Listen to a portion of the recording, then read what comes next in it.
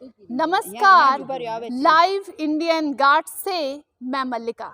आज live Indian guard की team मौजूद है राजकमल सरस्वती विद्या मंदिर, जहां शिव कथा का आयोजन किया गया है। श्री स्वामी नारायण सत्संग समिति द्वारा आयोजित इस शिव कथा के वक्ता हैं परम पूजनीय शास्त्री महाराज जी। मैं जानना चाहूँगी कि वो कहाँ से आए हैं और आयोजन में कितना वक्त लगा। नमस्कार मैम। नमस्कार। आपका क्या नाम है? मेरा नाम है अर्चना रावल। मैम, ये जो शिव कथा हो रहा है, इसका आयोजन कब से शुरू किया गया? हम लोग 6 महीने से जुटे हुए हैं और 1 महीना से तो हम लोग बिज़ी है ये सब आयोजन में। तो ये इसमें सिर्फ गुजराती समुदाय के लोग हैं वो लोग ही पार्टिसिपेट कर सकते हैं, सुन सकते हैं, या कोई भी? ना हम लोग हमारे लिए हरि भक्त सब एक जैसे ही है और हम लोग चाहते हैं कि सब कोई आए, जो कथा का लाभ है वो सबको मिले। इसलिए हमारे यहाँ गुजराती भी है, बिहारी भी है, हर कोई आ सकता है। मैम, ये जो वक्ता परम पूज्य शास्त्री महाराज जी आए हैं, वो कहाँ से आए हैं?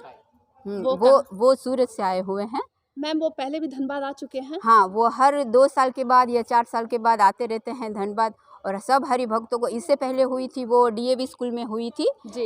ये आपकी जानकारी के लिए।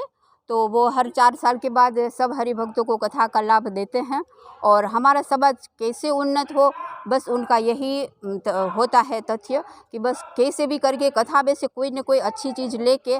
और हमारे जो स्वामी है शास्त्री स्वामी, वो डिजिटल स्वामी कहलाते हैं, क्योंकि छोटी छोटी जो व्हाट्सएप की क्लिप है उसके ऊपर से वो हम सबको हंसाते हैं और हंसाने के साथ में ज्ञान भी देते हैं कि माताओं बहनों को क्या करना चाहिए, बच्चों को क्या करना चाहिए। कथा के द्वारा वो समाज की उन्नति का भी कार्य करते हैं। मैम, ये जो कथा का आयोजन किया गया है, उसके पीछे जो शिव कथा रखा गया है, उसका मेन ऑब्जेक्टिव वही है। ये आप क्या सोचती हैं, इस तरह का ऑर्गेनाइजेशन से आपके समुदाय पर क्या प्रभाव पड़ रहा है? जरूर, ये कथा शिव कथा इसलिए रखी गई है कि भागवत कथा तो सब लोग सुनते ही हैं, पर शिव कथा बहुत रेयरली होती है। इसलिए हम सब ने यही सोचा कि क्यों ना शंकर भगवान का जो है ये जन्म किस लिए हुआ है, पार्वती जी का जन्म किस लिए हुआ है, क्या क्या जो चीज़ है, जैसे कि मान लीजिए कि ओमकार ही है, ठीक है, तो ओमकार क्या है उसके ऊपर सब कुछ डिटेल में बताते हैं। ये जो श्री स्वामी नारायण सत्संग समाज जो है, उसमें क्या आप मेंबर हैं? हाँ, हम महिला विंग में से हूँ और मेरे साथ में सब जो जुड़े हुए हैं हरि भक्त महिला विंग में से, वो सब अभी आने वाले बाकी है।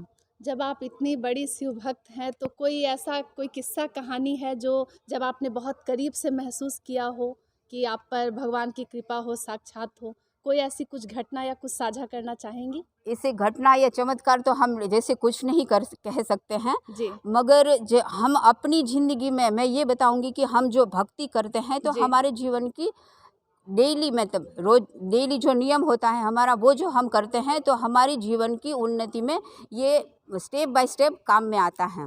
मैम, इसका कुछ आप बता सकती हैं कि इस कथा को सुनकर क्या होता है, और इस कथा में कोई ऐसी कहानी या कुछ आप बताना चाहें तो? जरूर।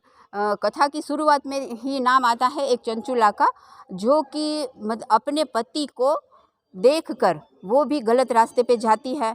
फिर उनको अब गुरु मिलते हैं, गुरु का क्या महत्व है वो भी समझाया गया है शिव कथा में। उसके बाद चंचुला को खुद को पछतावा हो रहा है और गुरु उनको बताते हैं कि अगर आप गलत रास्ते पे हैं तो शिव कथा सुनने के बाद आपका जो पाप है वो धुल जाता है। तो शिव कथा सुनने के लिए अगर आप आते हैं तो आपके सब पाप धुल जाते हैं, ये बताया गया है कथा में। मैम, आप गुजराती जो समाज है उसको आज कुछ गुजराती में अगर मैसेज देना चाहें कि वो शिव कथा सुनने के लिए पहुँचे, जो नहीं अब तक पहुँच पाए हैं, हाँ, तो आप बोल सकती हैं? जरूर। जे कोई पण शिव कथा सांभळवा નથી આવી શક્યા એમને મારી હાર્દિક આમંત્રણ છે કે આપ शिव कथा सांभળવા જરૂરથી આવો અને આ કથાનો અમૂલ્ય લાભ લ્યો। तो जैसा आप सुन रही थी, धनबाद में अभी शिवमय वातावरण बना हुआ है। चारों तरफ भगवान शिव की महिमा का गुणगान हो रहा है। इसी तरह अन्य खबरों के लिए बने रहें लाइव इंडियन गार्ड के साथ।